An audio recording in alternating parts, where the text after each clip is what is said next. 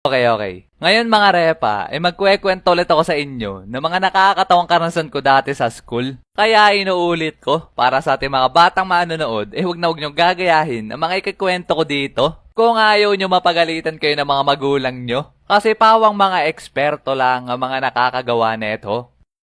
Bago ko simulan ikwento sa inyo mga repa, ang ating unang istorya, pasintabi muna ako sa mga kumakain dyan. Kasi itong unang ikikwento ko sa inyo ngayon ay isa sa nakakatawa, hindi malilimutan at napakabahong experience ko dati sa school. At nangyari to mga repa nung first subject namin nung umaga. Uy Rio, pengi 10 piso para sa class fund. Anong 10? Ang aga pa, mamaya na lang recess. Hala, mamaya ka na ng mamaya tapos hindi ka na naman magbabayad. Mamaya na lang, wala pa nga akong barya. Good morning mga boyu! Uy pre, naandyan ka na pala. Uy guys, naandyan na si ma'am. At pagkatapos nun, nagsimula na kami ng klase. Tapos maya-maya may biglang sumilip na lalaki dun sa backdoor ng room namin. Nasa likod pa naman kami ng mga tropa ko nakaupo nun. Kaya kami mga nasa likod ang una nakakita sa kanya. Sa tingin ko si Kuya construction worker dun sa ginagawang building sa school namin nun.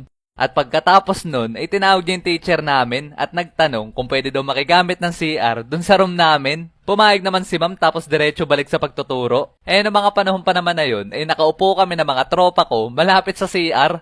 Tapos makalipas ang ilang minuto, habang mapayapa kami nakikinig sa klase, may bigla akong narinig na tumunog sa CR. Kala ko nung una iniingkanto lang ako, ako lang nakarinig nun. Kaya napatingin ako sa mga tropa ko kung narinig din ba nila yon.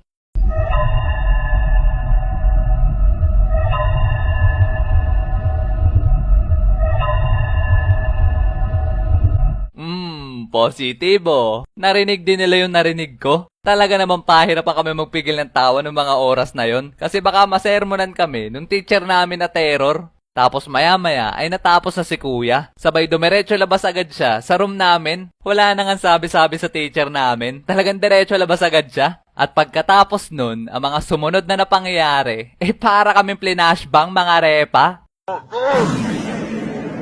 Talaga naman sobrang baho. Yung tipong kakabukas pala ng pinto ng banyo, alingasaw na agad sa buong classroom yung amoy. Talaga naman double damage sa amin yung amoy kasi mas malapit kami sa banyo.